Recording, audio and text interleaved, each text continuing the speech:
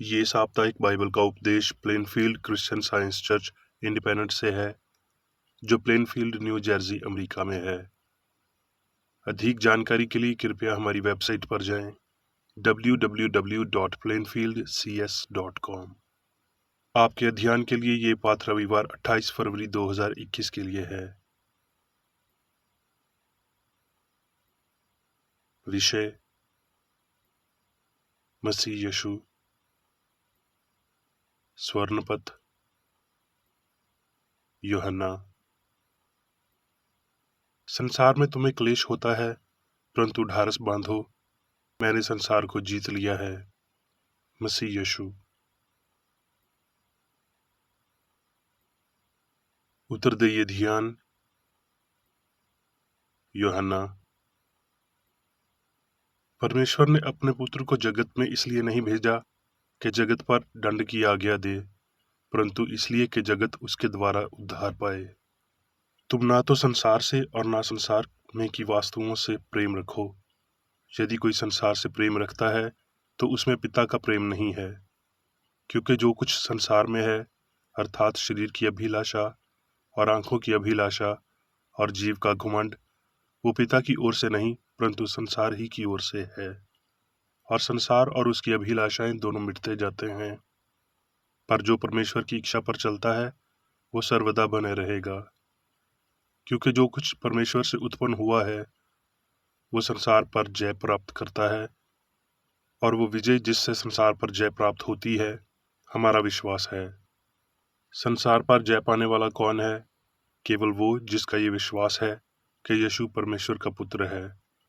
और ये भी जानते हैं कि परमेश्वर का पुत्र आ गया है और उसने हमें समझ दी है कि हम उस सत्य को पहचानें, और हम उसमें जो सत्य है अर्थात उसके पुत्र यीशु मसीह में रहते हैं। सच्चा परमेश्वर और अनंत जीवन यही है। पाठ उपदेश बाइबल में से। यूहन्ना। आदि में वचन था और वचन परमेश्वर के साथ था और वचन परमेश्वर था। उसमें जीवन था और वो जीवन मनुष्यों की ज्योति थी। सच्ची ज्योति जो हर एक मनुष्य को प्रकाशित करती है जगत में आने वाली थी। वो जगत में था और जगत उसके द्वारा उत्पन्न हुआ और जगत ने उसे नहीं पहचाना, परंतु जितनों ने उसे ग्रहण किया उसने उन्हें परमेश्वर के संतान होने का अधिकार दिया, अर्थात उन्हें जो उसके नाम पर विश्वास रखते हैं। वो ना तो लहू से, ना शरीर की इच्छा से, ना मनुष्य की इच्छा से, परंतु परमेश्वर से उत्पन्न हुए हैं। मत्ती। यूहन्ना ने बंदीगृह में मसीह के कामों का सुसमाचार सुनकर अपने चेलों को उससे ये पूछवाने भेजा कि क्या आने वाला तू ही है या हम दूसरे की बात जो है। यीशु ने उत्तर दिया कि जो कुछ तुम सुनते हो और देखते हो वो सब जाकर यूहन्ना से कह दो कि अंधे देखते हैं और लंगड़े चलते हैं, कोढ़ी शुद्ध किए जाते हैं और बहरे सुनते हैं, मुर्दे जिलाए जाते हैं और कंगालों को सुसमाचार सुनाया जाता है। और धन्य है वो जो मेरे कारण ठोकर खाए। मत्ती। उसी दिन यीशु घर से निकलकर झील के किनारे जा बैठा और उसके पास ऐसी बड़ी भीड़ इकट्ठी हुई कि वो नाव पर चढ़ गया और सारी भीड़ किनारे पर खड़ी रही। और उसने उनसे दृष्टांतों में बहुत सी बातें कहीं कि देखो, एक बोने वाला बीज बोने निकला। बोते वक्त कुछ बीज मार्ग के किनारे गिरे और पक्षियों ने आकर उन्हें चुग लिया। कुछ पथरीली भूमि पर गिरे जहां उन्हें बहुत मिट्टी ना मिली, और गहरी मिट्टी ना मिलने के कारण वो जल्द उग आए, पर सूरज निकलने पर वो जल गए और जड़ न पकड़ने से सूख गए। कुछ झाड़ियों में गिरे और झाड़ियों ने बढ़कर उन्हें दबा लिया। पर कुछ अच्छी भूमि पर गिरे और फल लाए, कोई 100 गुना, कोई 60 गुना, कोई 30 गुना। और चेलों ने पास आकर उससे कहा, तू उनसे दृष्टांतों में क्यों बातें करता है? मैं उनसे दृष्टांतों में इसलिए बातें करता हूँ कि वो देखते हुए नहीं देखते और सुनते हुए नहीं सुनते और नहीं समझते, क्योंकि इन लोगों का मन मोटा हो गया है और वो कानों से ऊंचा सुनते हैं और उन्होंने अपनी आंखें मूंद ली हैं। कहीं ऐसा ना हो कि वो आंखों से देखें, कानों से सुने और मन से समझें और फिर जाएं और मैं उन्हें ठीक करूं।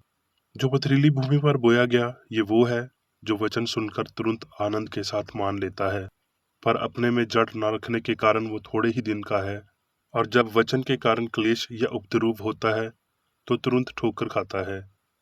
जो झाड़ियों में बोया गया ये वो है जो वचन को सुनता है, पर इस संसार की चिंता और धन का धोखा वचन को दबाता है और वो फल नहीं लाता।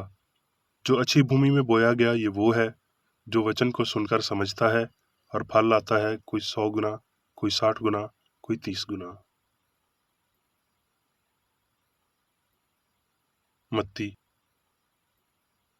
यीशु कैसरिया फिलिप्पी के देश में आकर अपने चेलों से पूछने लगा कि लोग मनुष्य के पुत्र को क्या कहते हैं। उन्होंने कहा, कितने तो यूहन्ना बपतिस्मा देने वाला कहते हैं, और कितने एलिया, और कितने यर्मिया या भविष्यद्वक्ताओं में से कोई एक कहते हैं। उसने उनसे कहा, परंतु तुम मुझे क्या कहते हो?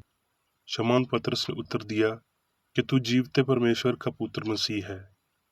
यीशु ने उसको उत्तर दिया कि हे शमौन यूना के पुत्र, तू धन्य है, क्योंकि मांस और लहू ने नहीं, परंतु मेरे पिता ने जो स्वर्ग में है ये बात तुझ पर प्रकट की है। उस समय से यीशु अपने चेलों को बताने लगा कि मुझे अवश्य है कि यरूशलेम को जाऊं और पुरनियों और महायाजकों और शास्त्रियों के हाथ से बहुत दुख उठाऊं और मार डाला जाऊं और तीसरे दिन जी उठूं। इस पर पतरस उसे अलग ले जाकर झिड़कने लगा कि हे प्रभु, परमेश्वर न करे तुझ पर ऐसा कभी ना होगा। उसने फिर कर पतरस से कहा, हे शैतान, मेरे सामने से दूर हो, तू मेरे लिए ठोकर का कारण है, क्योंकि तू परमेश्वर की बातों का नहीं पर मनुष्यों की बातों पर मन लगाता है। तब यीशु ने अपने चेलों से कहा, यदि कोई मेरे पीछे आना चाहे तो अपने आप का इनकार करे और अपनी स्लीब उठाए और मेरे पीछे हो ले। क्योंकि जो कोई अपना प्राण बचाना चाहे वो उसे खोएगा, और जो मेरे लिए अपना प्राण खोएगा वो उसे पाएगा। यदि मनुष्य सारे जगत को प्राप्त करे और अपने प्राण की हानि उठाए तो उसे क्या लाभ होगा। यूहन्ना। जो बातें मैंने तुमसे कही हैं वो आत्मा है और जीवन भी हैं, परंतु तुम में से कितने ऐसे हैं जो विश्वास नहीं करते। इस पर उसके चेलों में से बेथरे उल्टे फिर गए और उसके बाद उसके पीछे न चले। तब यीशु ने उन 12 से कहा, क्या तुम भी चले जाना चाहते हो? शमौन पतरस ने उसे उत्तर दिया कि हे प्रभु, हम किसके पास जाएं? अनंत जीवन की बातें तो तेरे ही पास हैं, और हमने विश्वास किया और जान गए हैं कि परमेश्वर का पवित्र जन तू ही है। कुलसियों। सो जैसे तुमने मसीह यीशु को प्रभु करके ग्रहण कर लिया है, वैसे ही उसी में चलते रहो और उसी में जड़ पकड़ते और बढ़ते जाओ, और जैसे तुम सिखाए गए वैसे ही विश्वास में दृढ़ होते जाओ और अत्यंत धन्यवाद करते रहो। चौकस रहो कि कोई तुम्हें इस तत्व ज्ञान और व्यर्थ धोखे के द्वारा आहिर न कर ले, जो मनुष्यों के परंपराई मत और संसार की आदि शिक्षा के अनुसार है, पर मसीह के अनुसार नहीं। तुम उसी में भरपूर हो गए हो जो सारी प्रधानता और अधिकार का शिरोमणि है, और विधियों का वो लेख जो हमारे नाम पर है और हमारे विरोध में था मिटा डाला, और उसको स्लीब पर कीलों से जड़कर सामने से हटा दिया है। और उसने प्रधानताओं और अधिकारों को अपने ऊपर से उतारकर उनका कुलम खुला तमाशा बनाया, और स्लीब के कारण उन पर जय जयकार की ध्वनि सुनाई। जबकि तुम मसीह के साथ संसार की आदि शिक्षा के ओर से मर गए हो, तो फिर उनके समान जो संसार में जीवन बिताते हैं मनुष्यों की आज्ञाओं और शिक्षा के अनुसार हो, और ऐसी विधियों के वश में क्यों रहते हो कि ये न छूना, उसे न चखना और उसे हाथ न लगाना, क्योंकि ये सब वास्तुएं काम में लाते लाते नाश हो जाएंगी। कुलसियों। सो जब तुम मसीह के साथ जिलाए गए तो स्वर्गीय वास्तुओं की खोज में रहो, जहाँ मसीह वर्तमान है और परमेश्वर के दाहिनी ओर बैठा है, क्योंकि तुम जानते हो कि तुम्हें इसके बदले प्रभु से मिरास मिलेगी। तुम प्रभु मसीह की सेवा करते रहो। अब मैं मेरी बेकरी द्वारा क्रिश्चियन साइंस की किताब विज्ञान और स्वस्थ शास्त्रों की कुंजी के साथ के साहस संबंधी अंश पढ़ूंगा। विज्ञान और स्वस्थ।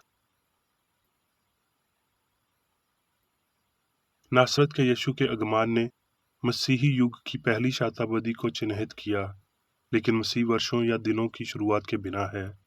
मसीह युग के पहले और बाद में सभी पीढ़ियों के दौरान आध्यात्मिक विचार के रूप में मसीह भगवान का प्रतिबिंब, शक्ति और अनुग्रह के कुछ उपाय के साथ आया है, जो सभी मसीह सत्य को प्राप्त करने के लिए तैयार हैं। मसीह भगवान की दिव्य अभिव्यक्ति, जो अवतार त्रुटि को नष्ट करने के लिए मांस के लिए आती है।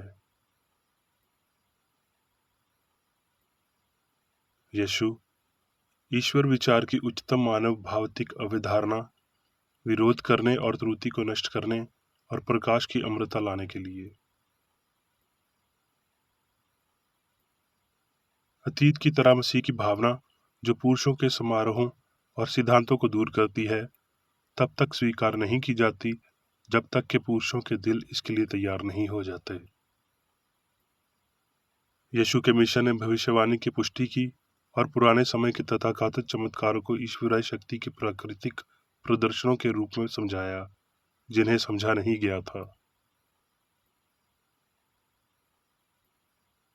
उन्होंने अपना समर्पण किसी को भी दिया जिनको इस तरह के प्रभावों से इनकार नहीं करना चाहिए, जो कि दिव्य मन से आ रहा है, भगवान की एकता को साबित करता है, दिव्य सिद्धांत जो सभी सद्भाव को बाहर लाता है। संसार का वास्तविक क्षेत्र अधिकार मन में है, प्रतीक प्रभाव को नियंत्रित करता है और सभी कार्य को दिव्य मन में निहित माना जाता है। यीशु ने धीरज धरने की सच्चाई सिखाने और उसका प्रदर्शन करने में धीरज से काम लिया। उनके छात्रों ने देखा कि सत्य की ये शक्ति बीमारों को ठीक करती है, बुराई को निकालती है, मुर्दों को उठाती है, लेकिन इस अद्भुत कार्य का क्रम आध्यात्मिक रूप से विवेकाधीन नहीं था। यहाँ तक कि उनके द्वारा स्लीप पर चढ़ाए जाने के बाद तक, जब उनका बेदाग शिक्षक उनके सामने खड़ा था, बीमारी, पाप, मृत्यु और कब्र पर विजेता। समझने की इच्छा से मास्टर ने दोहराया, परंतु तुम मुझे क्या कहते हो? इस नए प्रश्न का मतलब था, वो कौन है या क्या है जो काम करने में सक्षम है, इसलिए लोकप्रिय दिमाग के लिए रहस्य में है।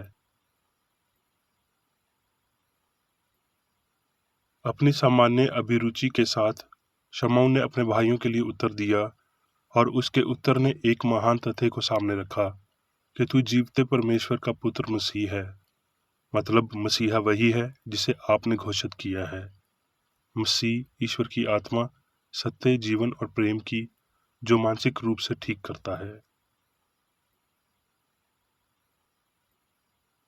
मास्टर ने अक्सर अपने शब्दों को समझने से इनकार कर दिया, क्योंकि आध्यात्मिक सत्य को समझने के लिए भौतिक युग में ये मुश्किल था। पाप और स्वयं के विश्वास में दबे हुए लोगों के लिए, उन लोगों के लिए जो केवल आनंद या इंद्रियों के संतुष्ट के लिए जी रहे हैं, पदार्थ में उसने कहा, आंखें रखते हुए भी नहीं देखते और कान रखते हुए भी नहीं सुनते।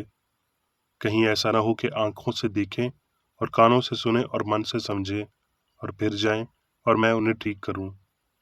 उसने सिखाया कि भौतिक इंद्रियां सत्य और उसकी उपचार शक्ति को बंद कर देती हैं। यीशु के दृष्टांत जीवन, पाप और मृत्यु के साथ कभी भी मेल नहीं खाते। ये इस रूप में समझे जाते हैं। उन्होंने भौतिक ज्ञान के मूल में विज्ञान की कुल्हाड़ी को रखा कि वो पैंतीवाद के झूठे सिद्धांत को काटने के लिए तैयार हो सकता है कि ईश्वर या जीवन सामग्री में है। यीशु ने एक समय में 70 छात्रों को भेजा, लेकिन केवल 12 ने एक वंचानी ऐतिहासिक रिकॉर्ड बनाया। परंपरा उसे 2 या 300 अन्य शिष्यों के साथ श्रेय देती है, जिन्होंने कोई नाम नहीं छोड़ा है, क्योंकि बुलाए हुए तो बहुत हैं, परंतु चुने हुए थोड़े हैं। वो अनुग्रह से दूर हो गए, क्योंकि वो कभी भी अपने गुरु के निर्देश को नहीं समझे थे। जो लोग मसीह का पालन करना स्वीकार करते हैं, वो उस आवश्यक धर्म को अस्वीकार क्यों करते हैं जो वो स्थापित करने के लिए आया था? यीशु के अत्याचारियों ने इसी बिंदु पर अपना सबसे मजबूत हमला किया। उन्होंने उसे सामग्री की दया पर रखने और कुछ निश्चित भौतिक कवानीन के अनुसार उसे मारने का प्रयास किया। मसीही धर्म सिद्धांत और प्रमाण आध्यात्मिक अर्थों से समझा जाता है। उन्हें यीशु के प्रदर्शनों में दिखाया गया है, जो सामग्री और उसके तथाकथित कानूनों की अवहेलना करते हैं, बुराइयों को मिटाकर और मृत्यु को नष्ट करके, अर्थात अंतिम शत्रु जो नष्ट हो जाएगा। यदि बीमारी वास्तविक है तो ये अमृतता से संबंधित है। अगर ये सच है तो ये सत्य का एक हिस्सा है। क्या आप सत्य की गुणवत्ता या स्थिति को नष्ट करने के लिए दावों के साथ या बिना प्रयास करेंगे? लेकिन अगर बीमारी और पाप भ्रम है, तो इस नश्वर सपने से जागृति या भ्रम हमें स्वास्थ्य, पवित्रता और अमरता में लाएंगे। ये जागृति हमेशा के लिए मसीह के आने की है, सत्य का उन्नत रूप है जो त्रुटि को बाहर निकालता है और बीमारियों को ठीक करता है। ये वो मोक्ष है जो ईश्वरीय सिद्धांत और प्रेम के माध्यम से आता है, जैसा कि यीशु द्वारा प्रदर्शित किया गया है। जब मसीह पाप या बीमारी की धारणा को एक बेहतर विश्वास में बदलता है, तो विश्वास आध्यात्मिक समझ में बदल जाता है और पाप, बीमारी और मृत्यु गायब हो जाती है। हमारे मालिक ने शैतानों, बुराइयों को बाहर निकाल दिया और बीमारों को ठीक किया। उनके अनुयायियों के बारे में ये भी कहा जाना चाहिए कि वो भय और सभी बुराइयों को अपने और दूसरों से दूर करते हैं और बीमारों को ठीक करते हैं। जब भी मनुष्य ईश्वर द्वारा शासित होगा, ईश्वर मनुष्य द्वारा बीमारों को ठीक करेगा। सत्य ने त्रुटि को अब बाहर कर दिया, जैसा कि 19 सदियों पहले हुआ था। आध्यात्मिक विचार का प्रतिरूपण हमारे मास्टर के सांसारिक जीवन में एक संक्षिप्त इतिहास था, परंतु उसके राज्य का अंत न होगा, क्योंकि मसीह ईश्वर का विचार अंत तक सभी देशों और लोगों पर शासन करेगा, अनिवार्य रूप से बिल्कुल अंत में दिव्य विज्ञान के साथ। अब मैं मेरी बेकर रेडी द्वारा चर्च मैनुअल में दिए गए 3 दैनिक कर्तव्यों को पढ़ूंगा। दैनिक प्रार्थना। प्रत्येक दिन प्रार्थना करने के लिए इस चर्च के प्रत्येक सदस्य का कर्तव्य होगा, तुम्हारा राज्य आए, ईश्वरीय सत्य, जीवन और प्रेम के शासन को मुझ में स्थापित कर और मुझ पर शासन कर, और तेरा वचन सभी मनुष्यों के स्नेह को समृद्ध कर सकता है और उन पर शासन कर। आदेशों और कर्तव्यों के लिए एक नियम। ना तो दुश्मनी और ना व्यक्तिगत लगाव मदर चर्च के सदस्यों के आदेशों और कर्तव्यों पर लागू करना चाहिए। विज्ञान में दिव्य प्रेम ही मनुष्य को नियंत्रित करता है और एक क्रिश्चियन विज्ञानी प्यार की मीठी सुविधाओं को दर्शाता है। प्यार में डांटने पर, सच्चा भाईचारा, परोपकार और क्षमा में। इस चर्च के सदस्यों को प्रतिदिन ध्यान रखना चाहिए और सभी बुराई दूर करने, भविष्यवाणी, न्याय करने, निंदा करने, परामर्श देने, प्रभावित करने या गलत तरीके से प्रभावित होने से बचने के लिए प्रार्थना करनी चाहिए। कर्तव्य के प्रति सतर्कता। इस चर्च के प्रत्येक सदस्य का ये कर्तव्य होगा कि वो प्रतिदिन आक्रामक मानसिक सुझाव से बचाव करे और भूलकर भी ईश्वर, नेता और मानव जाति के प्रति अपने कर्तव्य की उपेक्षा नहीं करनी चाहिए। उनके कामों से उन्हें आंका जाएगा और वो उचित या निंदनीय होगा।